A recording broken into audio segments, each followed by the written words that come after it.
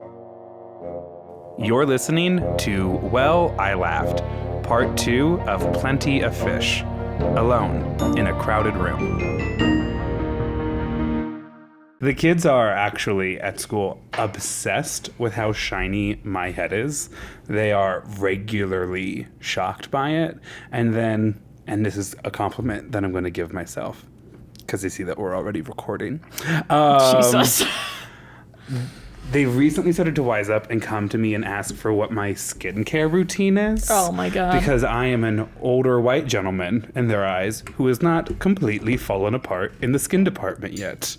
And that's really wonderful. That's a huge compliment. That's a big compliment. I don't tell them what it is, but it's a huge compliment. What is your skincare? Mainly Dove bar soap just rubbed on. I'm kidding. I'm so kidding. But you know that stereotype. Men will literally find a dirty towel on the side of the street and use that instead of any kind of soap meant for their face, and then also proceed to not go to therapy. No, what it is, I always tell them, it's actually a shocking amount of vegetables, plenty of water, a decent exercise routine, sleep, and native face wash. That's fair. Yeah, thank you. Solid, yeah. Yeah, no, it's holding it together. Oh, and then so much sunscreen during the summer. That is really important. You know, it gets brighter, I get whiter. That's kind of like a general philosophy for how to handle skincare. But anyways, Hello. What a fun little soft launch. Hi, hello. Hi. How are you? You look phenomenal today, Yeah, I by had the way. some bad times. Oh, okay. That was more serious than what I thought it was during our little check-in. No, I just had a weird mental health day yesterday. Grant saw me for some of it, and so I just decided today was the day to act like I'm going places. You look so pretty, and you're putting on like this gorgeous coat. From Costco. Shocked that you're cold right now. Oh, I'm by not. the I way. just like it. Oh, okay. And this shirt gives me underarm fat. Do you want to talk about just a smidge portion of your day yesterday?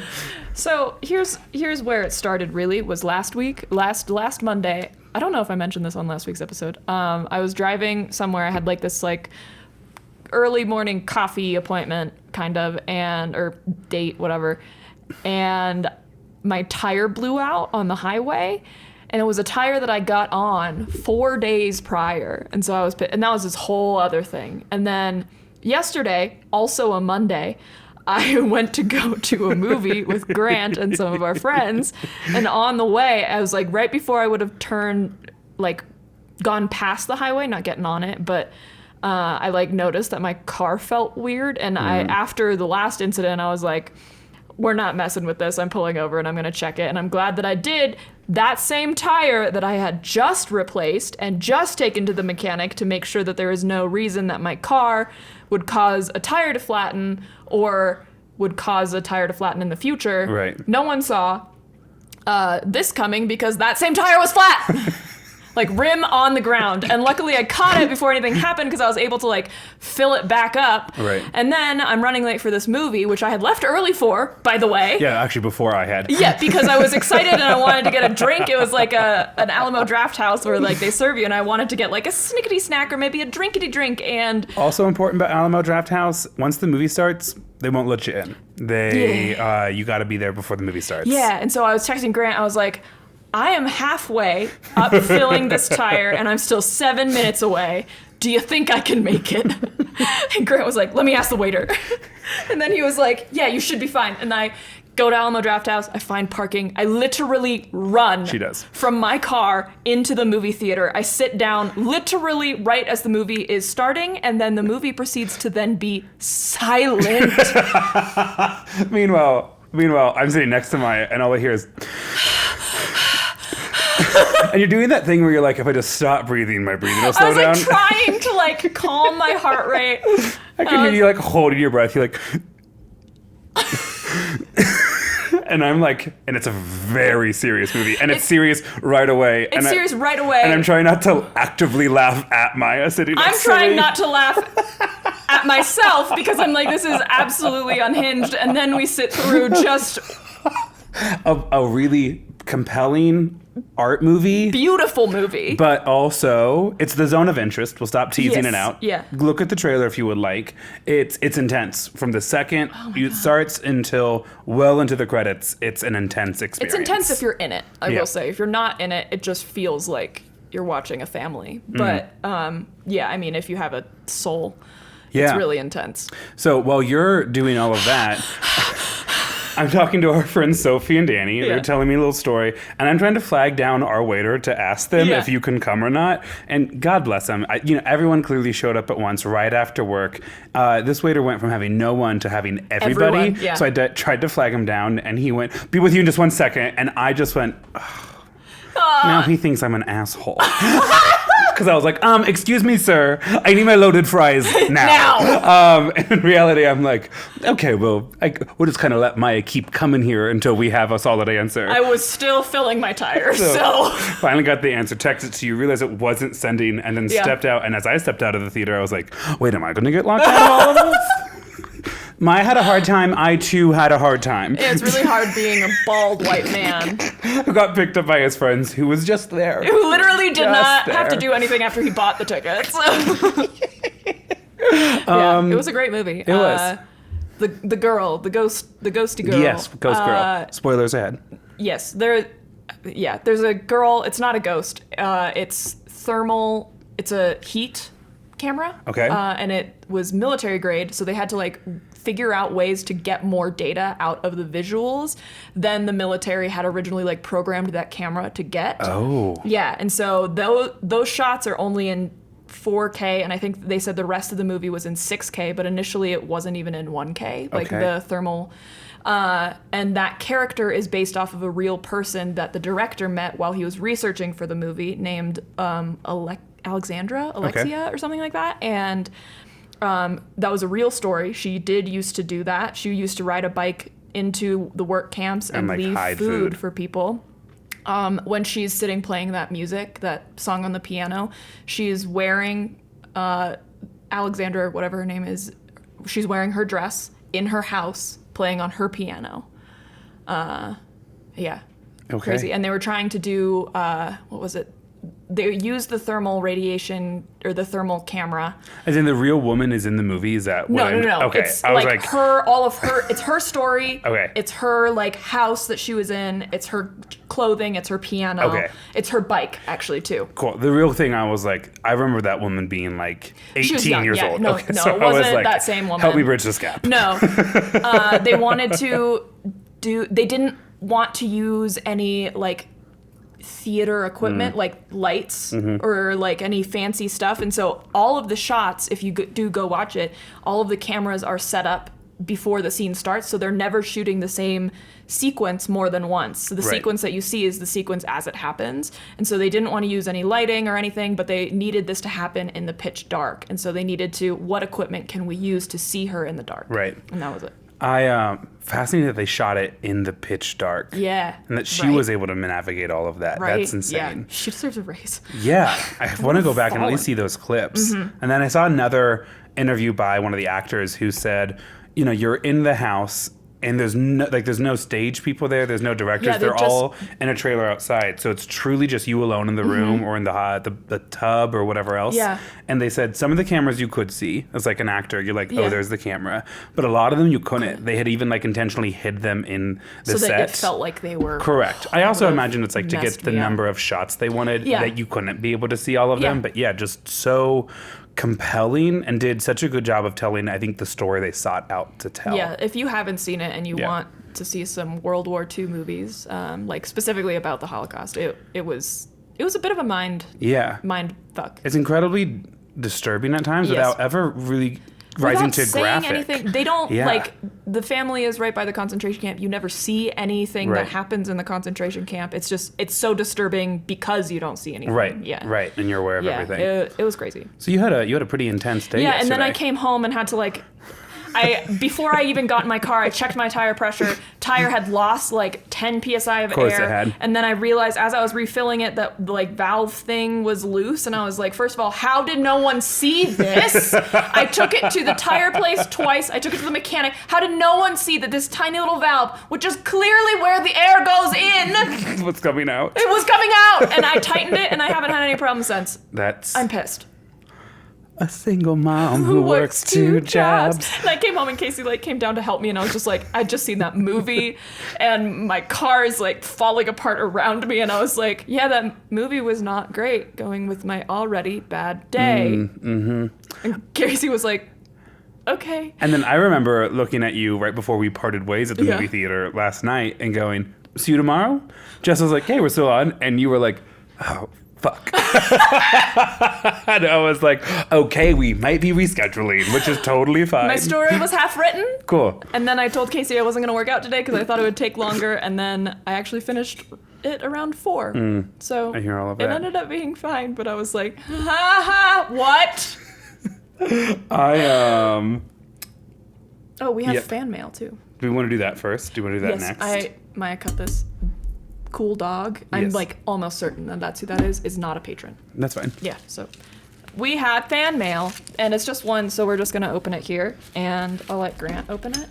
It's from our dear friend, is it Alexa or Alexia? Alexa, I think. from Tejas. From Tejas.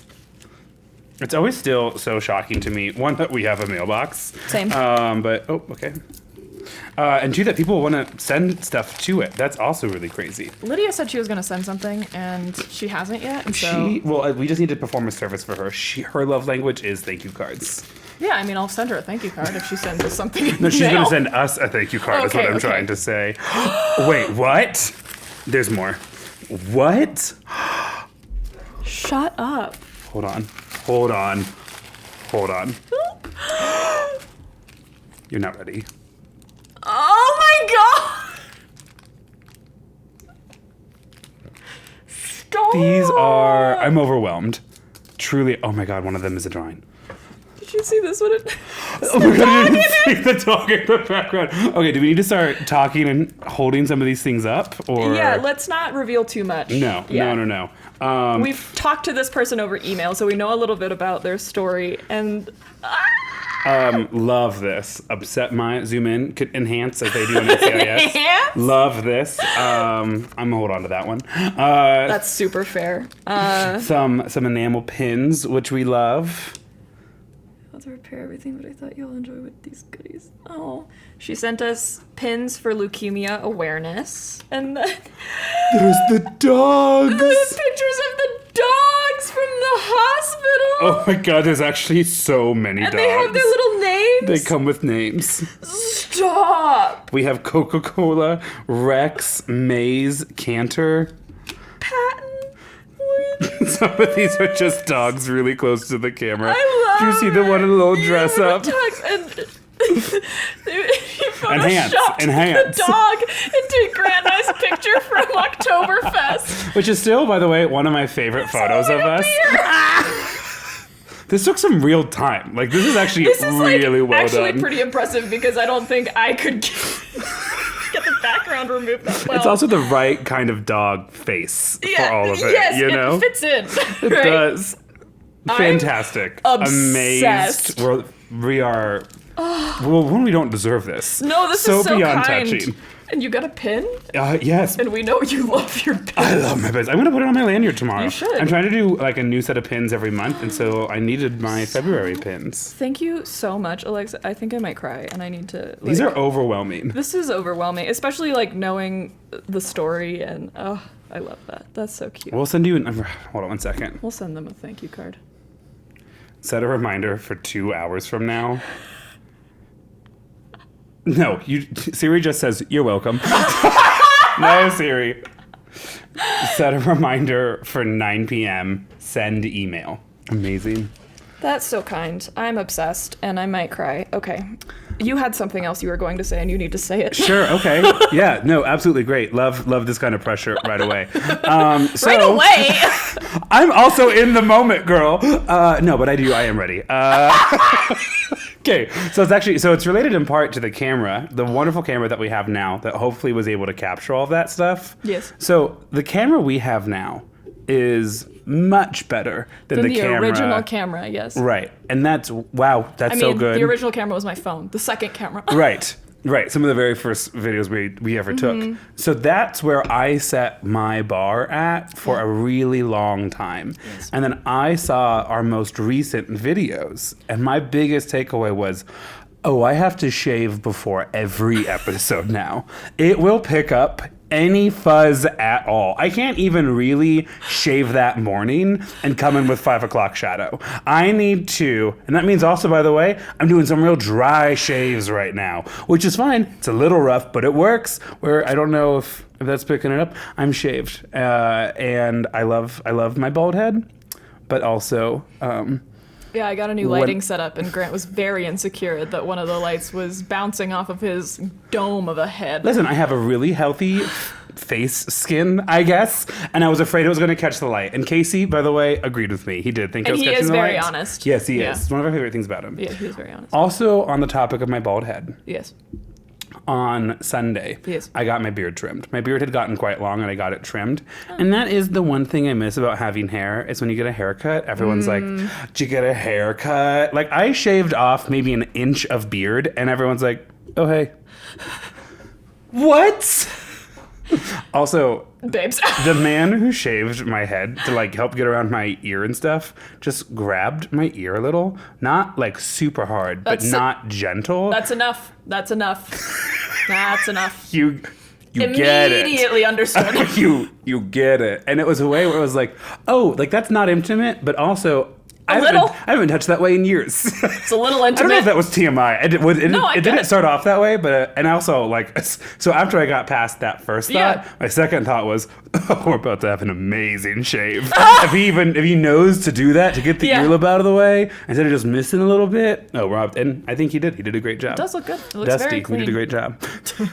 Give it up for Dusty. So that was it. I have one more thing I'd like to share, and then I'm probably going to save the rest for either Patreon or later. I know we have potentially a longer story tonight. I'm not sure. Great. Okay. I couldn't tell you. Can always backfill. Yeah, I don't know. There's a lot of. As soon as we get into it, you'll know why my notes are so long. But the length of my notes was not a good indicator to me about how long this episode is going to be. I'm so eager because my notes. I thought I was like, solid little episode, and it was unhinged. Thank you. It might be it's one of my favorites. It is one of those stories that found me, not the other way around. That's the best way. Yeah, absolutely. Yeah. And now that it's recorded, I'm like deleting all the source material that I had for it. I was like, I don't need any of this anymore. Anyways, Sunday is the Super Bowl. Yes. And Jacob has invited me to a Super Bowl party, which is extra fun because Lydia's out of town, so it's just a weekend with the boys. And he actually invited me to one of his other friends, who's like the one that's actually hosting it. Yeah. But he was like, Grant, I'm like, tag along. Also, he says there's going to be another gay person there, which honestly, I'm hurt. I thought I was the only one he knew. What do you mean you have other gay friends? So messed up.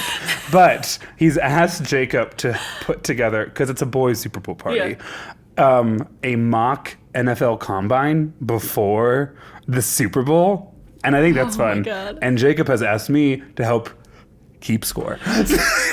That's real cute. I love that. I feel involved, and also now I can claim, there's undue no influence. Yes. I can't participate. Yeah, but there's no pressure. I'm keeping score. Yeah, I can't.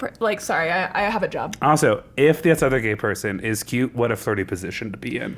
So real. Do you need some extra points? Do you?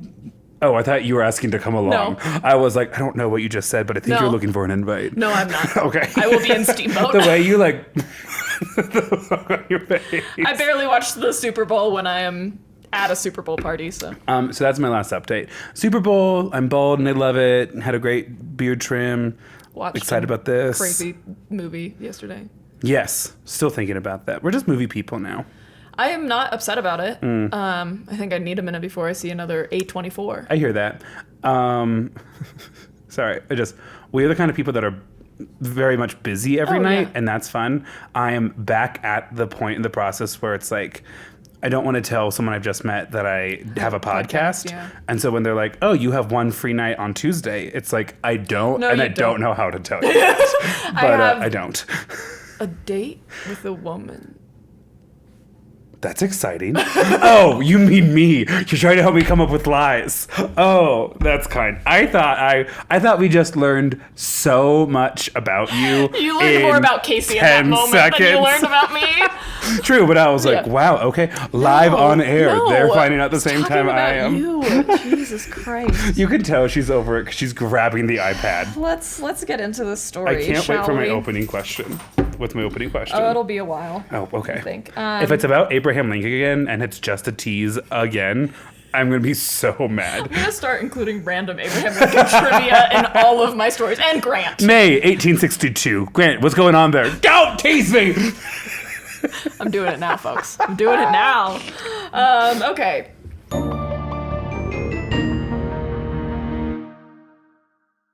So we're starting with...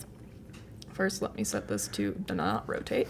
We're starting in Olancha, California. I have no Spell idea the where name. that is. Olancha. Okay. Yeah. February 13th, 1961. February 3rd. Day before Valentine's Day, 1961. Gotcha. I do believe it's the 14th, right? Yes. Oh, sorry. Actually, I have one more story I need to tell you. Because it's related to Valentine's Day, which I know was last week, but not in this universe where we're recording these ahead of time. It's still next week. On February 14th, I'm taking some students to a play downtown that's called Cebollas. Oh. And all the kids are like, oh, what's that about? And I go, oh, it's the Spanish version of Shrek. Because Cebollas is Spanish for onion. And they've all believed me. And so I had to clarify it at the end of the day. I was like, yo, I'm sorry, y'all. I thought it was very obvious that was a joke.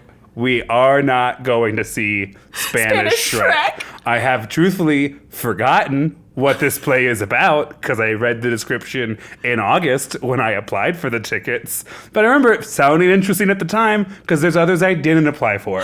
But I know for a fact it's not Spanish Shrek. The kids were all...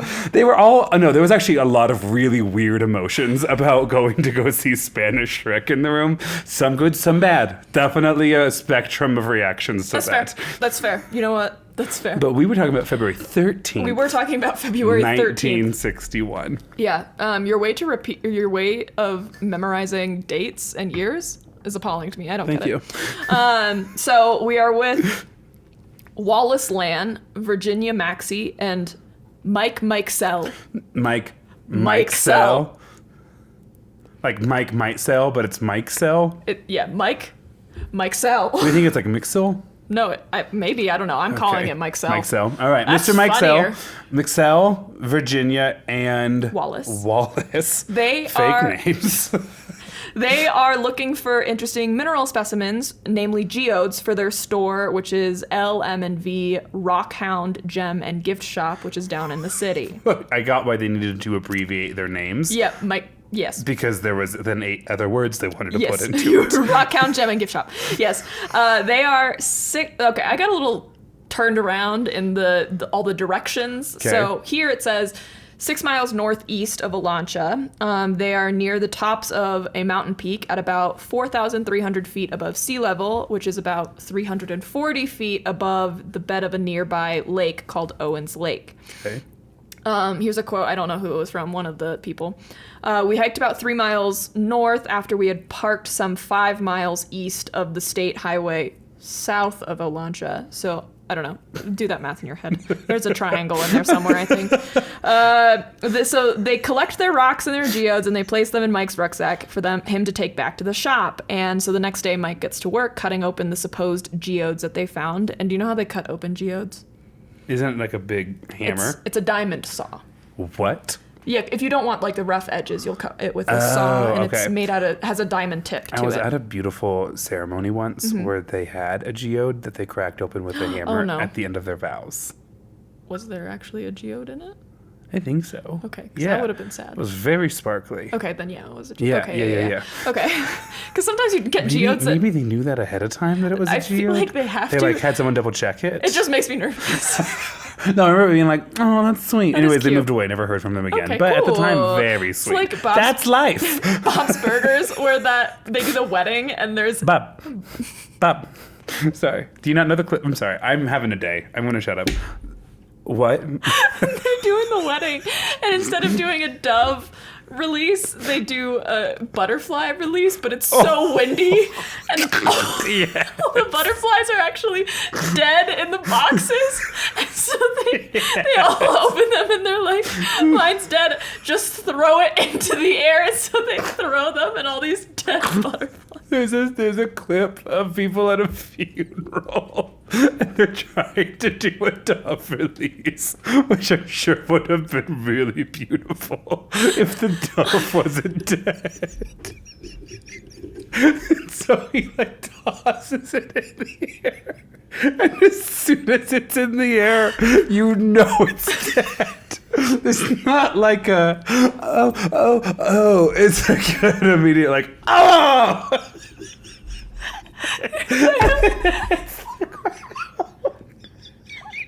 The episode of Arrested Development.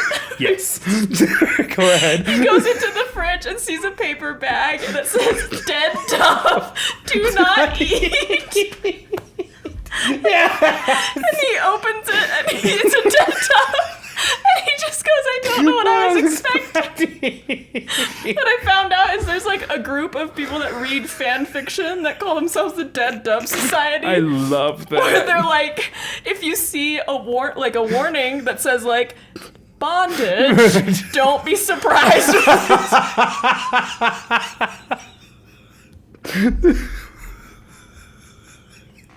It's just this dead dove, do not eat, and you know he was hoping that it was What? something I don't else. know. I saw this. Oh, it was another thing. I remember We talk are about it 4 more. lines I into know. my story. I know, but real quick, someone was doing a what's in and what's out for 2024. And one of them was what's out nonfiction, what's in fairy smut. Don't know if we're saying that on the regular episodes, but this could have been one of those episodes. Oh, man. I almost sent it to you, but it's like 45 seconds in, and I was would have listened to it okay. all. Yeah. I just finished the newest Sarah J. Maas book that came out, and I had to like mourn the loss that I won't have another one for like a year, and I just got really sad. Yeah, anyway. Sorry. So, hold on. So they're collecting rocks near a lake? Geodes. It's 1961. Yeah.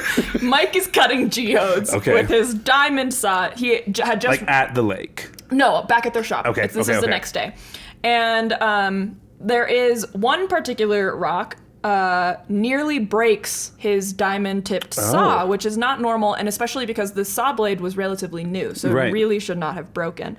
So Mike looks inside it, and what he finds is that this is not, in fact, a geode. There is no cavity inside. This is what he saw. Oh, that's I think this is after someone else maybe finished cracking it open. Is that a meteor? No. Okay. This So, looks otherworldly. Will you describe it to the people? So, it looks like a cheesy blaster. It looks like someone put a hot dog, rolled it in a pizza. You got cheesy blasters. Do you know what I'm talking about? Oh my god. It's even better that you have no context for what I just said. Okay, so it's a hole that's, it's a round-shaped rock surrounded by a lumpier rock with what looks like a shiny little pencil graphite in the center of it. That's what I would describe it as. So instead, he opens up the rock and realizes there's a perfectly circular section right in the middle of it that is made of a very hard white material that he thinks is porcelain. Okay. And this in the center of that cylinder, what Grant thought was graphite, or looks like it's just like a dot in the middle, was a 2 millimeter wide shaft of a bright metal, which was magnetic, which responded to magnets. The outer layer of the rock was crusted with fossilized shells and shell fragments, and the two metal objects looked kind of like a nail and a washer, like they're one inside of the other, you know? And there seemed to be a hexagonal layer around the porcelain cylinder. Between this hexagonal layer and the porcelain, there seemed to be a decomposing layer of copper.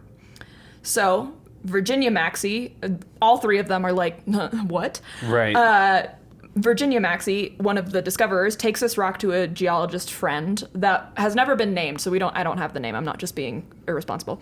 And this geologist said that the fossil shells that were encrusting the specimen, the way that they're fossilized and like encrusted in the rock, looks like they must have been there for like 500,000 years to attain its present form. Okay. And these results were never officially published because it was like a friend telling a friend, like, from my expertise, Right. This is what this looks like. And so there's another investigation that was published, and it was done by a man named Ron Callias. Callias took photographs of the specimen in natural light and in X-ray, and this is what he found. What? And so you can Okay, sorry, to describe this Yeah. one, it's like, I mean, the best way I could describe what I'm looking at is it looks like a margarita glass you would get at like a great Mexican restaurant. turned kind of sideways. Yeah, turned sideways, and you're looking at the inside of the stone. Yes. So I can see the like center red metal thing. Yes. That comes across really clearly in the X-ray. But then like the dome kind of, it almost looks like it has rings like Saturn does. Yeah. It's yeah. super confusing. It's very confusing looking. And so these I X-rays... was ready for a fish. I know, I couldn't be obvious, babes. These X-rays revealed there was also some kind of spring or helix shape, which could potentially be the remains of a corroded piece of metal that had threads on it, like Okay. a screw or, I don't know. From something. 500,000 years ago? Exactly. So, it's important to note that this man, Ron Callias, is a creationist. We'll get back to that in a okay. bit. Ron was the second expert. Yeah, expert. Now, Info Journal editor Paul J. Willis suggested it could be some kind of a spark plug. So the hexagonal part with the porcelain insulator with the shaft align with the basic components of any spark plug, but the helix shape stumped them. That doesn't align with most contemporary spark plugs. So is it a spark plug? What happened? How did this happen? Why does it look like it's encrusted in fossils that look like they're 500,000 Can I years take old? a guess? Yeah. Is this Noah's Ark? No. Okay. I was like fish creationist. No, it's like the creationist comes into play, but it's not like that okay, obvious. okay. Yeah. And it's not just like some wild ancient fish. No. If you guessed it right now, I would be shocked. And it's not like an asteroid or a meteor or anything. Okay, well I'm buckled. I'm sat. I'm like gonna be here for disappointed. this. No, I love to learn. Also, this is another one where there's a bunch of mini stories. So, Good, Yeah. good, okay. So, did maybe this spark plug, not spark plug, whatever this is, end up in like a mud bank, and then the fossils somehow kind of surrounded it and it hardened? Or another thought is that this is proof of an ancient intelligent civilization, or they're the ones that built the pyramids. yes, exactly, Okay. or alien visitors from like a really long time ago, prehistoric times. So it could be Atlantis, could be time travelers, could be aliens, could be ancient civilizations we've never known. So Andrew O'Hehir, O''Hehir. Oh, he.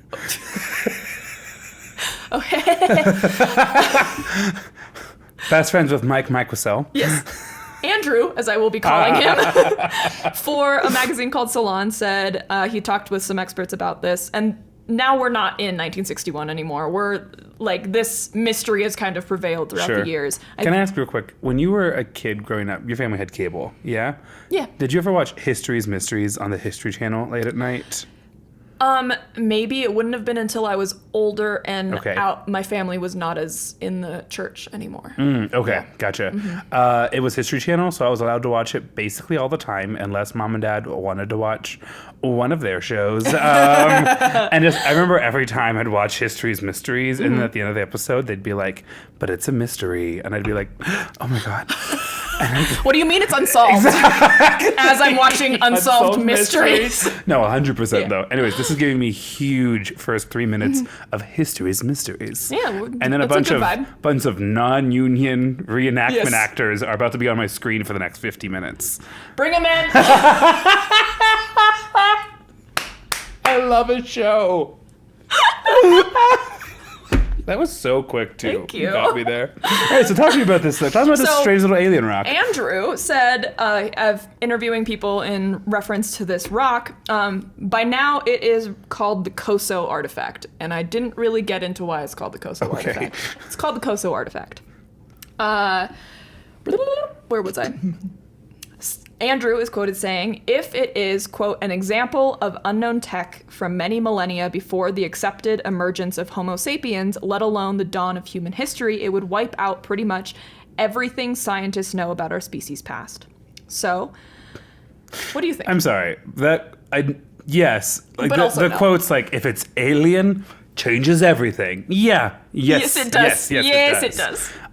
A really weird old fossil is my guess. Okay. So geologists are pretty certain that this is not proof of ancient civilization or alien visitors. They never like anything cool. No, they don't. This phenomena that they think happened is called concretion. Sediment builds up in successive layers around something like a shell or a rock. And this is a quote from Alexis Licht, an assistant professor at the University of Washington Department of Earth and Space Sciences. They say concretion can create extremely symmetrical and pristine shapes, so people think it's human, and no nature can create such a thing. As for the mysterious item inside the Coso artifact, one researcher, Pierre Stromberg, contacted the Spark Plug Collectors of America in 1999. What? There's a Spark Plug Collectors of America. You know, in Lincoln, Nebraska, is the National Museum on roller skating. I need to go. I'm coming home with you for a It's holiday. right next to the Germans from Russia Museum. I'm coming home with you a holiday. Okay, anyway. You would love it. Martinis are $7. I would love that. I've lived in Denver for too long. What are you, every boy who thought he had a chance with me? Want to come back with me to Lincoln? Okay. I'll become best friends with your mom. Watch me. They'll be in town in 2 days. know, We're going but- to still do dinner. Thursday. Yeah, I have to leave for Steamboat on Thursday. So unless it's like Thursday during the day. LOL, why don't you have lunch with my parents before I see my I parents? absolutely would.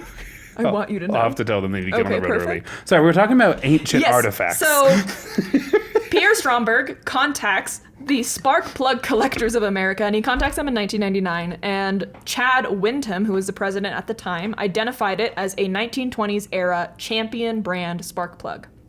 And Stromberg believes that the spark plug came from mining activities in the area around where it was found. So the spark plug kind of ended up in the mud somewhere. This concretion happened, and it sat there until Mike Sell. Okay, so it's an actual spark plug. It's an actual that spark then had a plug. bunch of sediment build around it. And happened to have fossils. So they found trash. With fossils. Okay. There actually was an article. Boy, what that a was really like, short episode there, Maya. Thanks so much. You can find us on... I think an article from the Smithsonian was one of my sources that was like, the one time we thought trash was proof of aliens. And we're not talking about Elon Musk.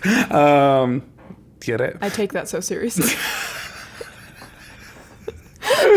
So these kinds of artifacts come and go. Obviously, everyone I think has heard of some Dirty, mud-riddled trash comes and go? potential proof of aliens or ancient that's what we mean. civilizations. Okay. Yes. Some of these have explanations that are obvious because the geologists and all of the spark plug enthusiasts agree that this is not some ancient artifact. Some, however, don't. Things like the Coso artifact are referred to by archaeologists as OOPART, which I read as oopart. And it's called an out-of-place artifact. And they're often used by pseudo-archaeology to fuel fringe ideas like this idea that there was ancient civilizations or aliens visited us in prehistoric times. But while this Coso artifact is a little laughable, to be fair, there are many artifacts and experiences that don't have explanations. For example, we're going to Tuscany, Italy, babes. Okay. October 27th, 1954. Okay, so right before Right before. the Owens Lake object. Yes. Okay. The Florentina Football Club is playing their local rivals, the Pistoiese. Pesto? Yes, Pesto Club.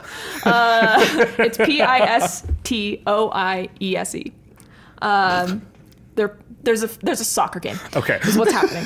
There are 10,000 people watching the soccer game in Stadio Artemi Franchi. Your commitment to names I know. is admirable. Thank you. There are 10,000 people are watching this game in a stadium. Thank you. Just after halftime, the entire stadium falls silent. Which if you've ever watched a soccer game in Europe, it's almost never silent. Right. Either one or other of the team supporters are like chanting. You know, so it was completely silent, and then the spectators begin shouting and pointing up at the sky to the point where the play completely stops. The ball rolls to a stop. All the players are also looking, and play was suspended according to the referee report for this game. One of the players, Ardico Magnini, who had played for Italy in the 1954 World Cup, so just before this, remembers this experience vividly when he speaks to news sources. He says, quote, "It was something that looked like an egg that was moving slowly, slowly, slowly. Everyone was looking up. And also there was some glitter coming down from the sky, silver glitter. We were astonished. We had never seen anything like it before. We were absolutely shocked." Another account from Gigi Boni, who was a spectator, was there. He recalls, quote, "They were moving very fast and then they stopped. It all lasted a couple of minutes, and I would like to describe them as being like Cuban cigars. They just reminded me of Cuban cigars in the way that they looked." Hell yeah, man. Hell yeah. He was like, "I am trying to quit nicotine." He's like, "Oh, I recognize these before." Oh, that looks like a cigar. Havana. And so this was also not an isolated event. There were numerous sightings of these things in the sky in many towns across Tuscany that day and over the next few days. There are also a few accounts of a ray of white light seen in the sky coming from Prato, which is north of Florence. Roberto Pinotti, who's president of Italy's National UFO Center in 2014, says, quote, "It is a fact that at the same time the UFOs were seen over Florence, there was a strange, sticky substance falling from above. In English, we call this angel hair. The only problem is that after a short period of time, it disintegrates, which means they couldn't, study it easily." Right. So Pinotti witnessed this phenomena when he was 10 years old. It wasn't clear if this was, the same phenomena or if it was a different phenomena where the same thing happened. And he recalls, quote, "I remember in broad daylight seeing the roofs of the houses in Florence covered in this white substance for 1 hour, and then, like snow, it just evaporated." Yeah, they saw rain. That's what we're talking about, right? They saw clouds that rained a little. No, because it sticks to the ground. Okay. We'll get more descriptions. Others describe this white substance as similar to cotton wool or cobwebs. A journalist at the Florentine newspaper La Nozione, Giorgio Battini, received hundreds of phone calls about these sightings on this day. From his office, though, he couldn't see the sky well due to the surrounding buildings, so he went to the top of his building and recalls seeing, quote, "shiny balls moving fast towards the dome of the cathedral." So he then goes outside and comes across some of this white sticky substance that's on a piece of wood. And he can't collect it because as soon as he touches it, it disintegrates. Okay. And so he rolls up several samples on a matchstick somehow and brings them to the Institute of Chemical Analysis at the University of Florence. And he was not the only one with this idea. There are a lot of people that found ways to collect it. Okay. And then, so this is what it looked like in the test tubes. Oh, that's much thicker than I thought it was going to be. Will you describe it to the people? You know how when you pull a tissue out of your pocket that went through the washer? It's wadded. Yeah, it's wet. but it's rolled a little, and you can't tell it used to be a flat square. Yes. It looks like they took a bunch of tissues that went through the dryer and shoved them in a test tube. Yes, exactly. So at the lab, Professor Giovanni... I'm getting good at describing things. Yeah, you are. At the lab, Professor Giovanni Caneri took the samples. Oh, I also want to mention, we post these pictures on our website, sometimes a day later. But if you're listening and you're like, I need to know what this white sticky substance looks like, it's on our website under show notes. Also, I will try to post some of these on our Instagram, too, when we post stuff on Wednesdays. I'll try and make sure you have them. Okay, so Giovanni Caneri, it is canary, but I just said it and it hit me. It's Canneri, so it's not like canary, but it's canary. Canary. I'm so sorry if that was offensive to everyone who's Italian. So he takes the samples and runs a spectrographic analysis on it, and a spectrographic analysis will it'll have peaks on it, and it'll, based on where those peaks lie, kind of tells you the mass density of the kinds of atoms. Who doesn't know any of this? That's why I'm telling you. Me, I don't know any of this. That's why I'm telling you. I know, and I'm making fun of my own flick stupidity. You in the head. I am the butt of both of our jokes. Perfect. So, with spectrographic analysis, before Grant interrupted me, you run it through this machine and it like shoots some waves at it or some shit. I can't remember what they do, truthfully. I remember studying them. But there'll be different kinds of peaks. The peaks will occur at different areas along the graph, and based on where they occur, it'll tell you kind of the atomic mass of what the thing that you're testing is made up of. And so through this analysis, he concluded that the specimen was made up of boron, silicon, however you want to say it, calcium, and magnesium, and also that it was not radioactive, which is good to know. So a lot of people believe this is proof of aliens because they can't explain shit. It's a UFO, and what just flew down from the sky? What could that possibly be? So skeptics who don't believe that this is proof of aliens, plenty of people, right, say A, extraterrestrial UFOs aren't real, and B, this white stuff must be just migrating spiders. I'm sorry, what? I'd actually prefer it to be aliens if that's the other option. Girl, same. What? Calm down, it's not aliens, it's a bunch of spiders out to get you. Yes. So burn it down. I'll show you a video in a second. But James Magaha, what is with these names? I can't pronounce a single one. It's Mcgaha, and the G is capitalized. Magaha. He's a U.S. Air Force pilot and turned astronomer, says, quote, the spiders use these webs as sails and they link together and you get a big glob of this stuff in the sky and the spiders ride on it to move between locations. They just fly on the wind and these things have been recorded at 14,000 feet above the ground. Why, spiders? Why? Why? So when the sunlight glistens off of this, you get all kinds of visual effects. As some of this stuff breaks off and falls to the ground, this seems magical, of course, but I'm fairly confident that this is what happened that day. So here is a video of this happening. It just kind of looks like dust coming through the sky, but you can see these white particles. This is called ballooning or floating. And yeah.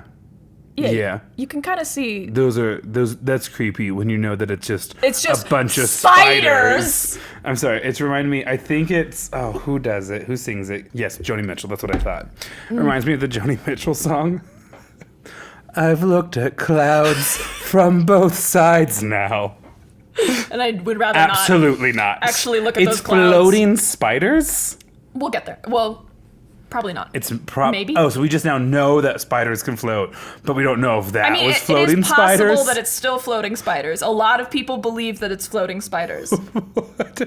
However, the spectrographic analysis of this angel hair, as they apparently call it, kind of refutes this claim that it's spider silk. Because spider silk is an organic compound containing nitrogen, calcium, hydrogen, and oxygen, which does not match up with the analysis produced. And scientists agree it doesn't seem like spider silk, although they don't necessarily believe the UFO idea either. Oh, good. I'm glad they haven't decided it's aliens then if it's not spiders. They don't know. They don't know. And so the two of the elements found in angel hair, if you remember, it was boron, silicon, calcium, and magnesium. Boron and silicon are two elements that are not commonly found in living bodies, so it is unlikely that they came from living spiders. And if you'll remember, there are samples collected from kind of all over the area because multiple people brought in samples to the scientist. Right. So it's not like just one of them happened to have boron and silicon. Do you know what I actually think it is? Do they actually ever, first off, before I say this, do they come up with an answer? No. Okay, so here's what my actual theory is. It's the 1950s. There is no such thing as the Clean Air and Water Act, in part because we're not in the United States. That's true.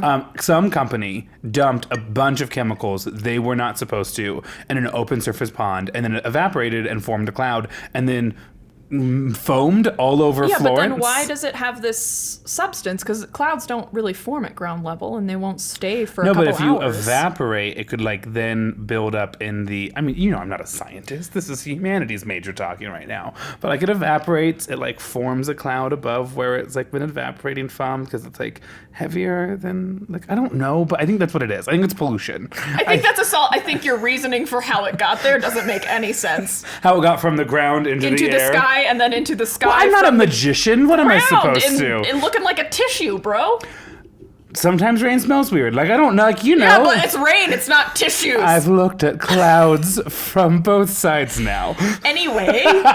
It's pollution. That's what I think. Okay. Also, there's has to be 10,000 World War II tanks still in northern Italy at this point. Like, all that rust can't be good. It's definitely humans. We are our own invasion. So, there are no theories. There's one. There are theories that explain this phenomena, but there are no theories that has been widely accepted as an explanation for what happened. And likely, it will continue that there will be no theories as to what happened or no evidence. And it's never happened again. I think sometimes the silk has been connected to UFOs and people can't explain it. Like the same thing has happened elsewhere. And so I think if it's not UFOs, which I mean, that's a whole other argument. I think whatever it is like the spiders forming the shapes of the UFOs, and somehow has inorganic elements in it. I don't know. Anyway,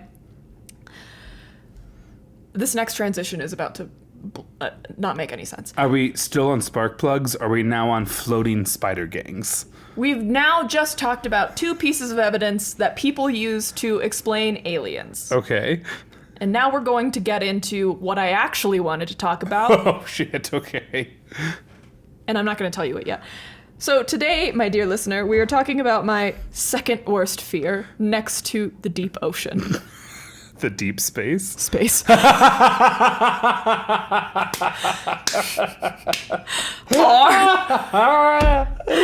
So, are there plenty of fish in the sea that is space? All right, well done. Well done. Thank you. I love how I did the tiniest little thing possible, and you're now doing the biggest thing I couldn't possible. also do something that lives in the water. I think you could have done fish. I think it would have been really funny. I could have, but then I would have been uncomfortable for so many more hours. Part of me really wanted today's episode to be a deep dive into salmon brown.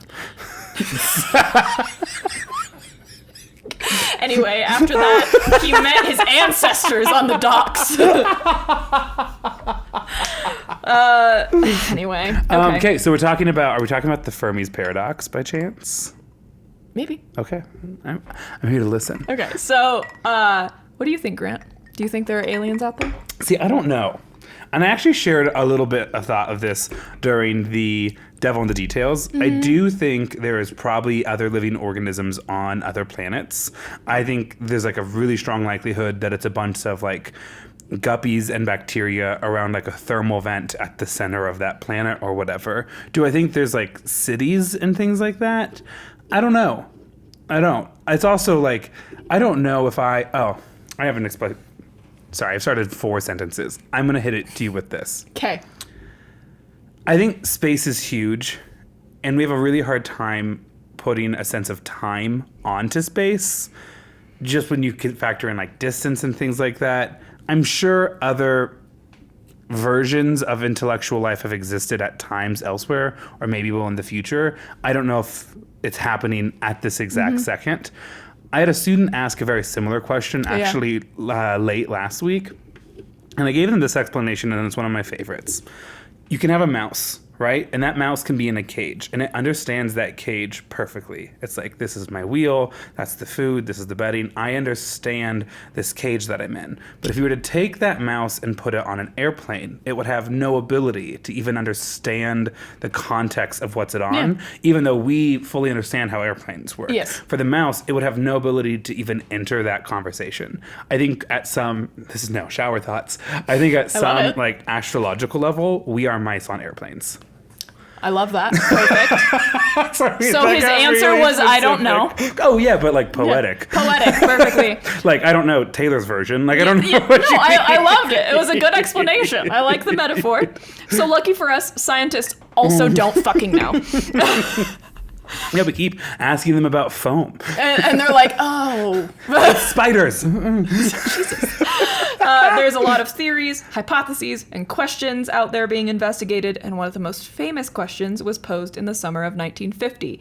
And in order to get to 1950, I first need to take you back to 1943. Okay. Do you know what was happening in America in 1943? I do know a lot about what was happening in America in 1943. Specifically in weapons. Yeah. I mean, so, gosh, where do we even begin? We're about to invade North Africa from the Atlantic Ocean. We are busy building tanks, but a lot of our weapons manufactory is in the interior to protect it from potential air attacks, which means anything that we build needs to be thin enough to travel through train tunnels on the east and west coast. And so, like, the reason why the Sherman tank looks the way it does is that it could go from factories like in Iowa and Chicago and like pass through mountain passes on either side of the country. That's appalling. I don't want to think about a tank going through a mountain pass. Do you know what's actually crazy? Do you know what set that gauge? No. Roman horse and buggies. Like the size of The modern size of the tanks car. is the size of modern tanks Tanks. is, if you keep like tracing the history back, Is- the size of like a Roman I guess wagon. that makes sense. Okay. Sorry, What I was aiming that was, for- Okay, I was gonna say you don't seem satisfied with my answer. I've learned a lot. I learned a lot. None of those are on my notes. I was going for the Manhattan Project. Oh yeah, sorry, nuclear weapons. Yeah, Nuclear weapons. Nuclear weapons. So in 1943, Robert J. Oppenheimer set up a secret lab in Los Alamos, New Mexico, with the task of creating a fission bomb, which would then eventually become the atomic bomb. Among the people that were recruited were all science experts, a lot of them in physics. Edward Teller, Enrico Fermi, Emil Yonopinsky, and Herbert York. Together with the rest of the Manhattan Project, they created the first atomic bombs, which were then used on Hiroshima and then a version of it used on Nagasaki. After the war, after seeing the effects of their work, many of the members of the Manhattan Project were not interested in further work in developing similar destructive nuclear weapons. Yeah, I could imagine. Yeah, fucking crazy how that works. Until 1949, when the Soviet Union exploded their first atomic bomb, and thus the Cold War. I mean, soon. But Edward Teller, who had been on the original Manhattan Project, had been interested. If you watch the movie Oppenheimer, it's the guy that consistently was like, let's use hydrogen, and everyone was like, shut up. Not the hydrogen guy again. Yes. So that's that guy. He had been interested in creating a hydrogen bomb even during the Manhattan Project, and now he pushed for it because he was like, the Soviets are onto us.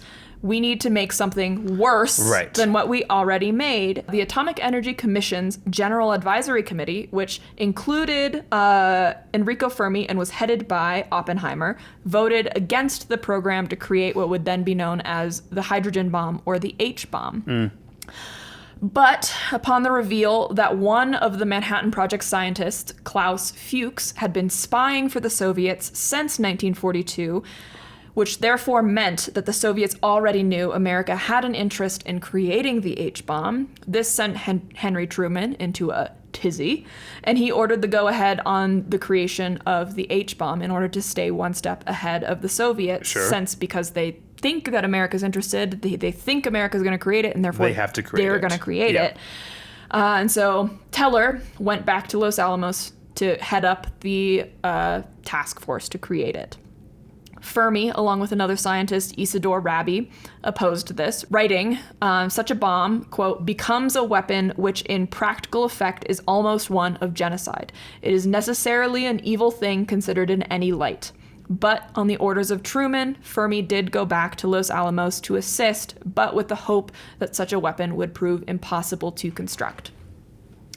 So we're going to leave this story here because we're where I want it to be. Okay. But, spoiler alert, the H-bomb was possible, it was created, but has never been used in battle by any country. It was tested by Teller and the colleagues at Eniwetok Atoll in the Pacific on November 1st, 1952, and it yielded an explosion equivalent to 10 million tons of TNT. Oof. And to put it into perspective, the atomic bomb, which had already done unspeakable damage was equivalent to 2,000 tons of TNT. So it is 500 times more powerful. This is the reason it was probably never used, because everyone kind of collectively was like, holy shit. Oh, we made something too big and too dangerous. That's too much. Oh my God. Yes, and there's a whole lot of other shit you can get into with that. But what I want to talk about, summer of 1950, Edward Teller, Enrico Fermi, Emil Yonopinski, and Herbert York are at Los Alamos having lunch. Okay. As they do.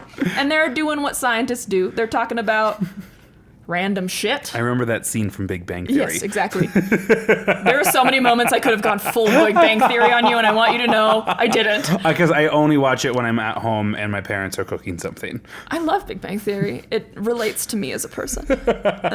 No, just me dealing with men all the time. Oh, sure. Yeah. So they started discussing like hypotheticals, not even about the bomb, like just hypotheticals about like where could we see science, physics going in the future? Do we think these things are possible? And one of the things that they discussed was the likelihood of faster than light interstellar travel, like things that have been depicted in movies. And Teller recalls Enrico Fermi asking the, quote, unexpected question, where is everybody? Fermi's point here was that if interstellar travel was possible, why have we not been visited by aliens? Why do we have no proof? But upon asking that question, it became a much bigger issue. When considering the various probabilities, such as those of Earth-like planets, intelligent life, and the lifetime of intelligent civilizations, Earth should have already been visited many times by aliens. According to what, Fermi? Statistical analysis. Okay. Like, the universe is so big, and there's a certain range away from a star that it makes a planet habitable to life. Right, the Goldilocks zone. I know that. Yes, the Goldilocks zone, that it doesn't make sense that there's so many planets that are capable of hosting life. Why have none of those life forms been able to contact us? Because Gotcha. the amount of time everything has existed and where we're at, we should have been contacted already. Right. And we haven't heard anything or no solid proof. We've seen UFOs, but whatever. And spiders from the sky. Anyway, so I brought up the Manhattan Project, not just to talk about bombs, but because this question Fermi posed will become the Fermi Paradox. And we're going to talk about what that is if you don't know what that is. And we're going to talk about all the details. We're going to get mathy with it. Okay. I was like, Did you bring a whiteboard? I thought about it. You could have asked me. I could have found one. I have expo markers. I thought about it. It's one of the few things I have access to. Really fair. I was like, do I talk about math on the podcast? And I was like, Grant talks about history. All Fuck the it. time. Yes. It's my entire last 2-3 episodes have been like. It just becomes a lot harder to visualize things when I have to describe graphs. Anyway. My boss today during our coaching meeting was like, when do you plan normally? Like, when did you decide to do this lesson? Like the John Brown lesson. I was like, It's a hard one. I'd had that plan for a while. Had been collecting a lot of research on it beforehand. That's why I think the lesson went so well. Decided the night of. Recorded the episode. I was like, let's do it. This was interesting stuff. Thank you. Yeah, it was a good episode. I liked it too. The kids loved the classroom version of it the next day. Glad. So I brought up Fermi's work in the Manhattan Project because a lot of people hear Fermi's name, think the Fermi Paradox, at least people that aren't involved in physics or science. Right. And I want to point out that Fermi Paradox was not his life's work. He literally posed this question in like kind of at lunch, like talking about the possibility of interstellar travel. Like this was not what he was focused on. He was not focused on aliens. He was focused on physics. And he had a lot of really cool and significant contributions to the world of physics. And the Fermi Paradox just happens to be one of the better known ones by like common people that aren't really deep into the physics of it. That's right. I'm common. Healthy, young and healthy is what he said. So there are other things that are named after Fermi, like a lot. Oh, really? A lot. I was surprised. I knew that there were a couple things named after Fermi, but I Googled things named after Fermi. There's a Wikipedia page, guys, that is like things named after Enrico Fermi. Anyway, So he was a busy guy. He was a busy guy. He won the Nobel Prize before he even got onto the Manhattan Project. Oh, crap. Okay. Like, he did a lot. The unit of a length of a particle is called a Fermi, so it's a unit of measurement. Okay. There's the Fermi Lab, which is the Fermi National Accelerator Laboratory. The Fermi arc, the Fermi constant, the Fermi contact interaction, Fermi motion, and like literally pages of just things named after him, whether it was because he discovered it, he did a lot of work in it, or someone else like took his inspiration and named it after him. Anyway, he has a lot of contributions that are not the Fermi Paradox, and if you asked him, you're like, hey, what do you think about the Fermi Paradox? He'd be like, I'm sorry, what? What is that? Yeah, exactly. So, but back to the Fermi Paradox, because that's what we're talking about. Are we alone? No one is alone. Singing podcast. Meryl Streep. Did you see Trevor Noah's like intro at the Grammys? No. I just like listened to it because I didn't watch it because I forgot. Anyway, he like was going through all the famous people in the crowd and he wanted to introduce Meryl Streep, but she wasn't in her chair yet. And as she's introducing him, she walks up behind him and she apologizes to him, and he's like, "You don't need to apologize. You're Meryl Streep." You're Meryl Streep." As yeah. Cam once said on Modern Family, Yeah. Meryl Streep could play Batman, and she'd be the right choice. Exactly. And then so she kisses him on the cheek, apologizes like in his ear, and he was like, "You know what? We're at the Oscars, but that interaction just won a Grammys. I'd like to thank my parents." Anyway, are we alone in the universe? Right, we're back to that. Okay. Maya hates the deep ocean, and I think I actually hate space a little less, which is probably why I did this. Because, there's less of a chance of you being in it. I think it's because probably because it's not as close to me. Okay. Like, there's probably no chance in my lifetime I'm going into space. Sure. There's definitely a chance in my lifetime I'm going into the ocean. Unless you're, like, on a plane where the pilot's like, actually, I think I want to launch us into space. That's not how air works. I know. Okay. Earth has existed. I'm almost sad if you think I think that's how planes work. I was like... If at any moment I'm like, this could go into space. Are we going to Mars, Cap? So Earth has existed for 4.5 billion years. The Milky Way has a diameter of around 100,000 light years. And I'm not going to do the math of how wide that actually is, because in truth, I don't think I could tell you. So, assuming that a civilization could achieve speeds of 1/100th the speed of light, the whole galaxy that planet or that civilization is in could be colonized in about 10 million years. Okay. So, Earth is much older than this, which means that there's plenty of time for this kinds of colonization to happen, meaning we should have been visited at least once by now. In our only history. The Milky Way, it only takes 10 million years to colonize. Well, we were, and they gave us a mud-wrapped spark plug from the 1910s They were like, to remember them by. Here. You'll be baffled. Here you go. Here you go. And then they created the spark plug. We've been paying attention, and we've gotten you your favorite thing. Trash. In the midst of the Industrial Revolution. Right, exactly. We got you your favorite thing. Trash. Sorry, we didn't have cheese where we came from. Cows just are like the pupfish outside of Devil's Hole. I have actually been thinking more and more about the pupfish Yeah. and about just their entire world's right there, man. But that's not what we're talking about right now. Talking about our entire world. On this planet. Yeah, I think so. Yeah, exactly. Mice on a plane, girl. Mice on a plane. So there are 10 billion stars in the Milky Way, and about, let's say, 10% of them likely have a habitable planet that is in that Goldilocks zone that can That's an sustain insane life. number of planets in that Goldilocks zone. Yes. And so, given these statistics, there's a good chance that there is extraterrestrial life out there, but the fact that we have not seen any evidence of others out there, that would mean that the probability should be incredibly low for other planets to have life, but the probability that other planets have life is not incredibly low. Right. So why haven't we been visited? And thus, that's the Fermi Paradox. And now we're going to get real into it. Okay. So, there are It's like three... a kind of a rushing T-doll episode. Rushing? You said Rushing. I did? Yeah. Oh, I was like, I'm trying to be in on the bit. I don't know what bit you're doing. I also got my Russian nesting doll out of the... I'm like trying to jump into... Wait, from Europe? From my storage unit. It's upstairs. Anyway, there are 3 hypotheses to provide a solution Why we have to been the Fermi uncontacted. Paradox. 1, interstellar travel is impossible. 2, if it is possible, alien civilizations have judged it not worth the effort.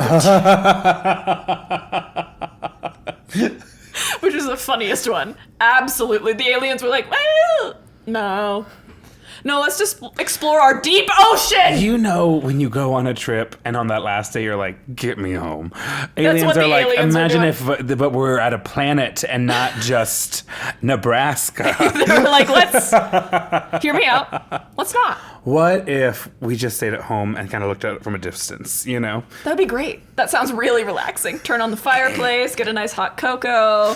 Anyway, number 3, It's a cold planet. the most appalling. Okay. Technological civilizations did not last long enough. Yeah. So they may not completely colonize a galaxy. They may have like colonized enough of it, and then they're like, Sure. we did our due diligence. Or Right. it's like Alexander the Great, someone killed them, and then they're like, this is enough. This is our empire. Or they bypass our sun, instead choosing to colonize a longer-lived, low-mass star. Like, our star is not ideal. So we're talking about like star harvesting right now.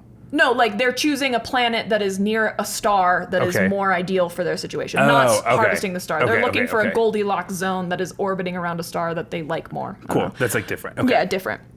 So We're like a pretty girl, just like not what they're looking for right now. no, they're like, you're great, babes. We saw Donald Trump and we decided, Okay. ooh, let's not get Okay. invested. And so, since Fermi's initial question, it has been expanded upon Right. a lot.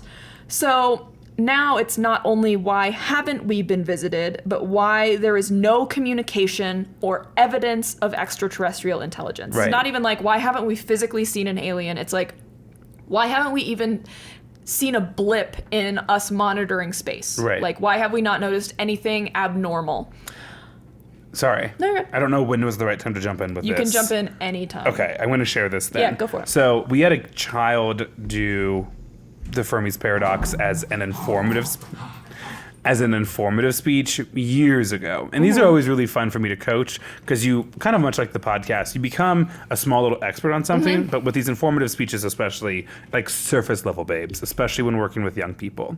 But one of the things that they came up with, or that they like kind of shared when they were going through everything, is that Earth might have been just extra protected from asteroids and Yeah. meteors Yeah. because of the larger planets in our solar systems whose gravity could pull them, and that some of these other planets in these Goldilocks zones are just getting pounded more regularly, Yeah. and it's resetting everything back down to zero. But Yeah. we've been shielded from that by and large, save for the dinosaurs, of course, right? But we saw how like that completely rechanged the culture, civilization. Yeah, no. There was also an article that I found that I didn't actually include in this because it didn't seem super relevant, but recently, as of, I think, 2022, there was a meteor that hit Earth or something came down, and as of 2022, the like Society of Space, I don't know, something recognized it officially as not being from our solar system. Oh, cool. Yeah, which is crazy because it doesn't prove alien life or anything, but it does No. prove that we got hit by something that is like From out. out Yeah. because the like elemental compositions of it does not align with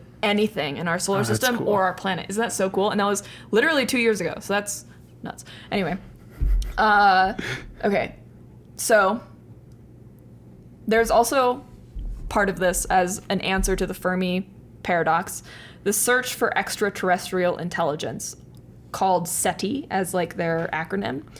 It has been ongoing since 1960, so a decade after Fermi initially posed this question, and they've only had negative results, obviously. I think we'd hear if they had positive Yes, results. and all the scientists that have done like side work for SETI has termed this the Great Silence. Oh. Okay, Jan, calm down.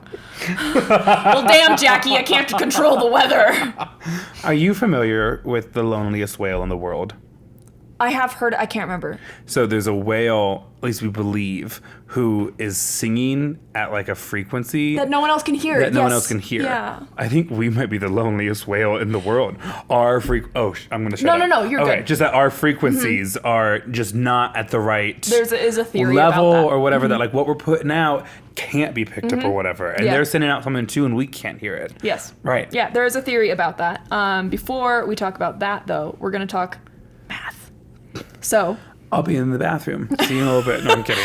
there's the Drake equation, which came about after the Fermi Paradox was kind of introduced. It was proposed by US astrophysicist Frank Drake. Another weird Frank Drake. 2 first names. Yeah, that's Mike Sell.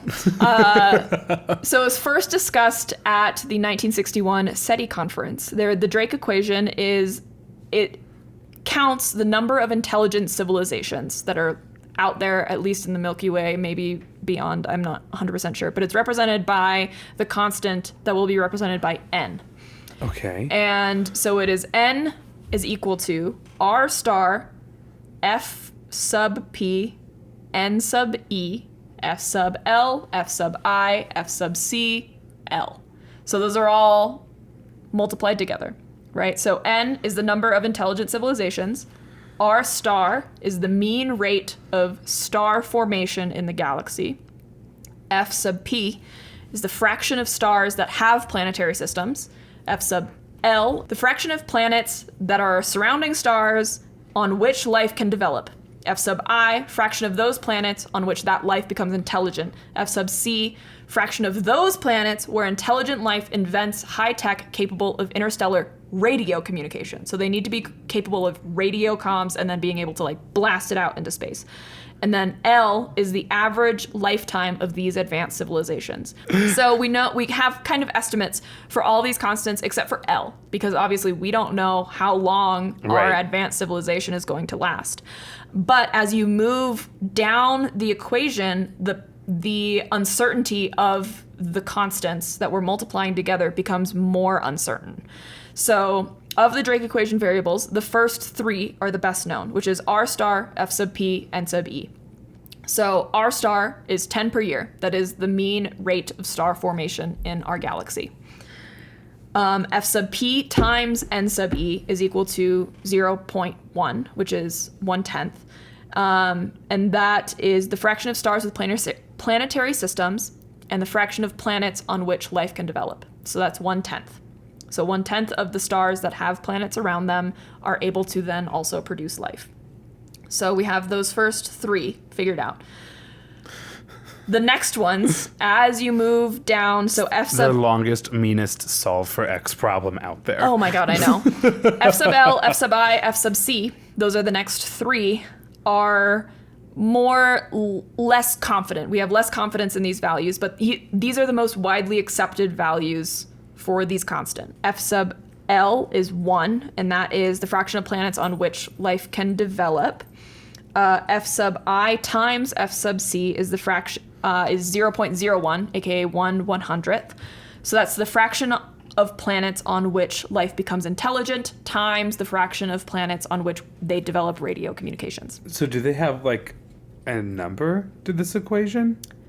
Kind of, yeah. Oh, interesting. Yeah.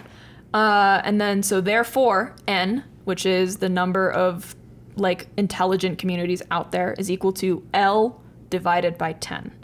L is the only variable that we are like really don't know the answer to. That's the lifetime of an advanced civilization.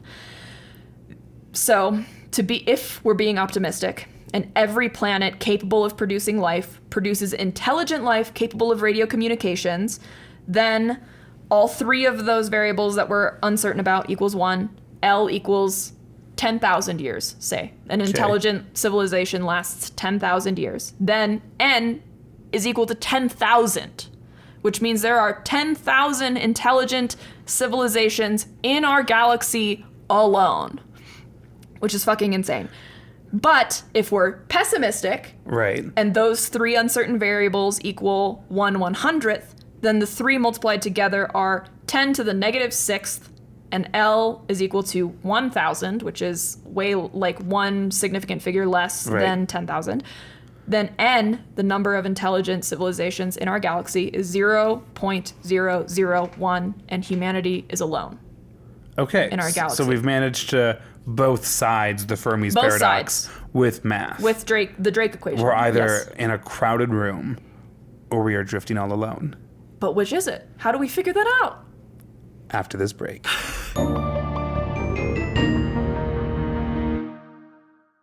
So we have just discovered that either there's 10,000 inhabited planets or In our just galaxy ours. alone. Or just ours. So you'll remember the first three variables of the equation we know. It's the mean rate of star formation in the galaxy. F sub p times n sub e is the fraction of stars with planetary systems. We know those. What we don't know is how many develop life, how many develop intelligent life, how many develop intelligent life capable of radio, Okay. and the average lifetime of advanced civilizations. So those four are all essentially estimates, like educated guesses, Sure. but estimates. But any one of those four could be the reason that we have not been contacted. And so even though life developed on Earth in a few 100 million years after our planet's formation, perhaps it's unusual. Perhaps we are not the norm. Perhaps maybe we were faster, maybe we were slower. I mean, faster would explain it better. Slower would not explain why we haven't been contacted. I mean, if you compare us to even species that have lived on Earth, correct me if I'm wrong here, Yeah. dinosaurs roamed this Earth way longer than humans have, right? And we've developed culture and civilization, Yeah. you know, Yeah, so in a intelligent. fraction of the time. Yes, sorry, that was the word I was looking for. yeah, you're good. I'm like, I'm not offending dinosaurs by saying they didn't have culture, No, right? Like, no, part of it's, me is it's like- because we're intelligent. right, there's like, intelligent life, yeah. self-consciousness, Yeah, yeah, self-awareness yeah, is what yeah. we're looking for. Casey just said chickens will be sad. Because Sorry. chickens are dinosaurs. He also refuses to get on a mic because he's the chicken. But he still wants to. That was good. Thank you. That was good. A debate coach. He's giving Bowser not self-love, but affirmations. He puts his face about an inch away from Bowser's nose and just says, "I love you." Seems to work a lot for Bowser's self-esteem. I'm not judging it, but it is very sweet. So it's like the intelligent life component to it. The intelligent life and like the scope of how intelligent that life is. So the genus of humans, aka Homo, Hey. has been around. Erectus. Yeah, there it is. No, that's not the right one, No, though. it's not. But it is now. It's been around for 3 million years. It's like a child's podcast, like our humor. Oh, yeah, It's been around for how long? 3 million years. Okay, that's a solid number. Dividing this by the lifetime of Earth gives us F sub I is equal to 1/1000. Homo habilis made their first tools, which is like a subgenre, before we became who we are now. Homo Right. habilis made their first tools around 2.6 million years ago, and radio has only been around for a century or so. So the ratio of these time frames gives us F sub C is equal to 1/26,000. So these are all very small fractions, right? There's also a chance that civilizations just destroy themselves as soon as this kind of communication is technologically feasible. So along with the Drake equation, there is something called the Kardashev scale, and it splits intelligent life into 3 types. Type 1, able to use all the energy available on their home planet. Type 2, control and channel the energy of their host star. Type 3, access to power equivalent to that of their host galaxy. What do you think we are on this scale? What's that out of 1 to 5 or 0 to 1? It's 1, there's 1, 2, 3, and so it can be like anything from up to 3. So, and is the scale like 1, you're going to get one of them, 3, you're going to get all 3? Yes. You know me. I'm an optimist. I think we're a 1. We're 0.7. That's good. That's really good. I thought you were going to be like, we're a 3. Imminent doom is nigh. No. We're 0.7. I saw that and I was like, ha! Like, part of Nice. me is like very much like, I do think for the most part, there's like good people out there legitimately focused on the issues like at getting hand. that power, yeah. Right. And that most people, and now granted, I'm sorry if you're going to pause the podcast after I say this. I really do think most people in positions of power or authority or at the head of institutions are in those positions because they want the world to be better, and that for the most part we have a moral compass that has us all running in the same direction, maybe not to the same point. You know, it's a mantra I repeat to myself when I disagree with like my boss or my boss's decisions. I have to remember, while I may professionally disagree with them, I do not think this person woke up this morning and thought, what's the worst thing I could do for children? And then made that choice. Even though that's my initial reaction to what they just did. Did I tell you about the Cookie Monster test when I was giving you my leadership summit speech? Maybe a little bit. What was it? I would like to correct Grant's statement that people who are in power are there because they want to like better the system or they care about the system. And people who are in power want it.